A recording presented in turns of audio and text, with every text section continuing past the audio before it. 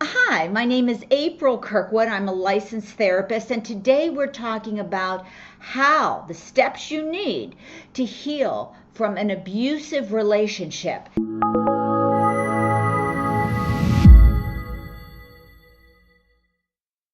I know it's hard. It's hard for me, it's hard for everybody to walk away for so many reasons. Number one is we fell in love with that person. We had no idea that we were walking into an abusive relationship. Anybody in their right mind's not going to literally knowingly go there. So we're kind of in a state of denial, like, is this who I picked? Is this the guy I love? And then also some days it's okay. I mean, you might go through a couple days where it seems like, all right, it's okay. And then all of a sudden, boom, you get that punch in your gut, that Mike Tyson TKO, and you just know, finally, you get the idea, this is not normal. This is not okay. The key to remembering here is that it is not okay to be emotionally abused. If you have heard statements like, you're no good, nobody would want you, you're crazy, you need to know your place, you need to shut your mouth, you're stupid, you're fat, you're ugly, no one else wants you. I could go on, and I'm sure you could come up with some very, very negative and destructive comments that nobody should make to another person. And then you're going to go to this idea, is this enough to leave the relationship? Is this enough to lose the relationship altogether? Because this is tough. It's tough walking out. Some things that keep us held back is finance. I have talked to many women that feel stuck financially. Hey, I hear you, sister. The number one economically poor people statistically in United States today are newly divorced women with children. We're going to talk about that a little bit later. Also, family, and friends. They're all like that. They're all idiots. They all don't respect us. That's not true. They're not all like that. There are some really, really, really good people and good men. I can't put all the men in one basket of abusers, and nor should you. The next thing is religion.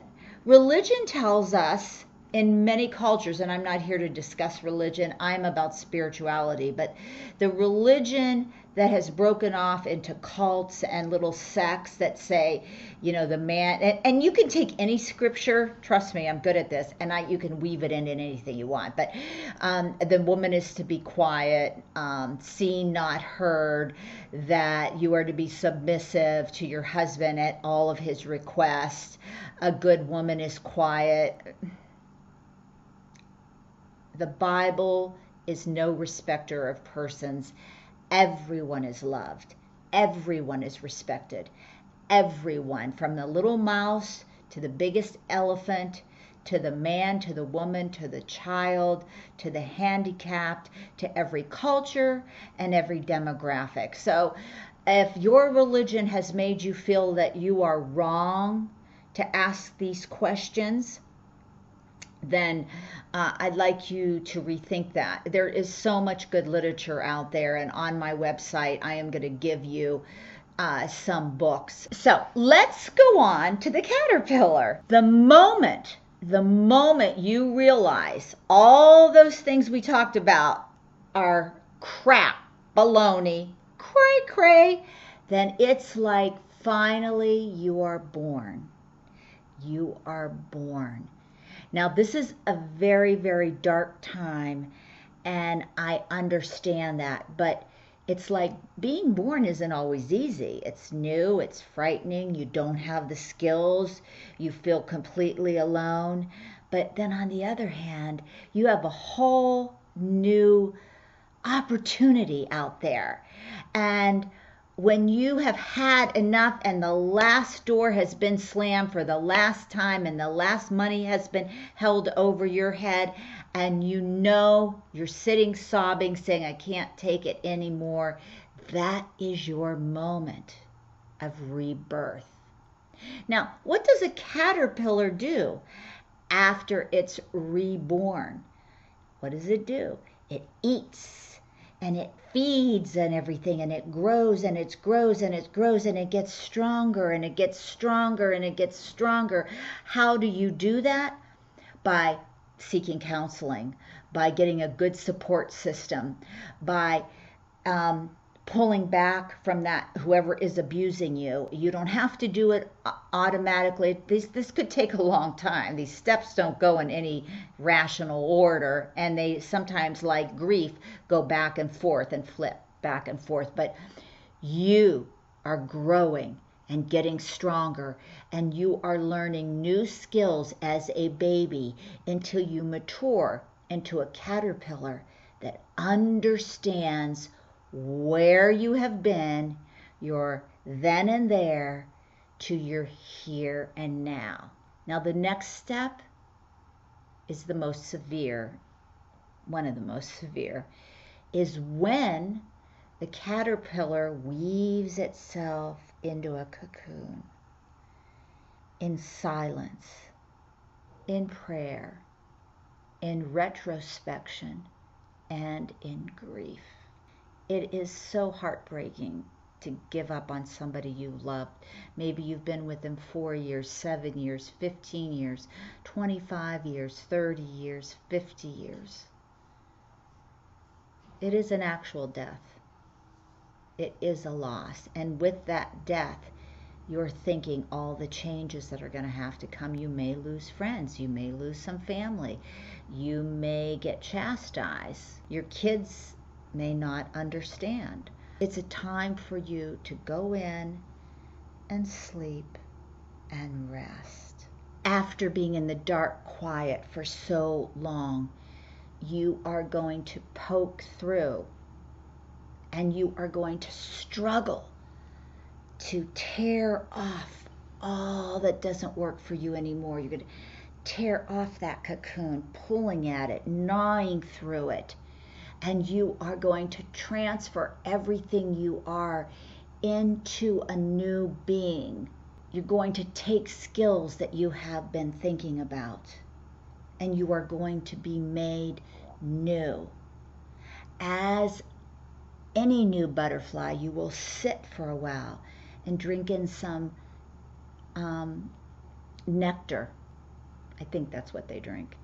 And you will let your wings dry, and you will practice flying.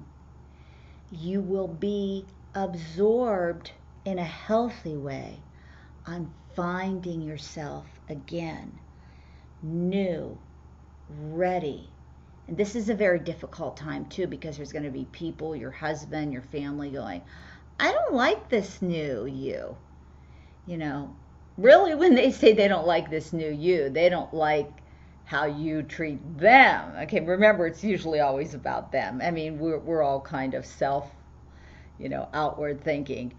But it's not that they don't like you. They don't like this new relationship with you because you're different. And thank God you are. You are going to give a narcissist heck.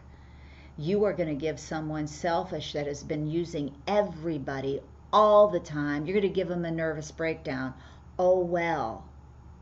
Oh, well. Okay, they have their own issues. Either they will get well on their own, or they'll get somebody else. So as you spread your wings and you practice, beautiful things will happen to you. Your faith will grow. You won't be the same. It'll be a new you, a new life. You will have a deeper reverence for what you've been through, with a new, fearful but exciting possibility of what's around the corner. You knew what was back there and it didn't work. This is a new creation, a new butterfly, a new you. You will also gain new friends. There is something spiritually about energy. I have always found this, that no matter what level I was at, I attracted that same kind of thing. So if I'm a butterfly and I'm flying, The caterpillars aren't going to be there.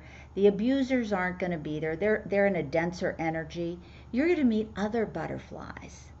And won't that be grand? If you're a parent, you're going to model strength instead of weakness.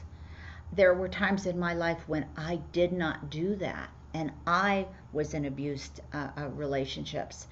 And they lost respect for me, of course. Why would you respect someone who is letting somebody, kick their ass? I mean, it's so you will be, and also you will model new behavior. Remember, these patterns are multi-generational.